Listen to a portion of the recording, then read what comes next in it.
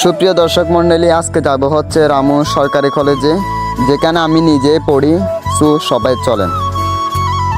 প্রথমে হচ্ছে আমার একটু হেঁটে যেতে হবে গাড়িতে ওঠার জন্য। এইটা হচ্ছে পথ দিয়ে হেঁটে যাচ্ছে আমি এখন। এখানে হচ্ছে আমাকে দেখে গাড়ি একটা দাঁড়াতে হচ্ছে এখানে। এখানে উঠবো এখন আমি।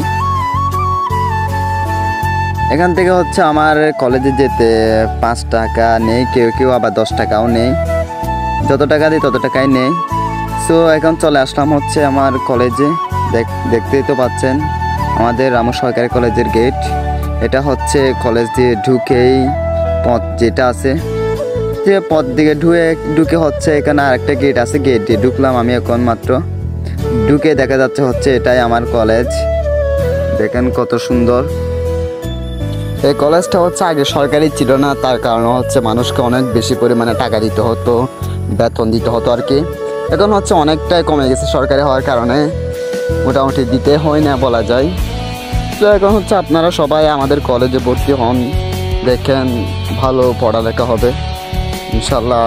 যারা এসএসসি দিচ্ছেন তাদের জন্য শুভকামনা রইল।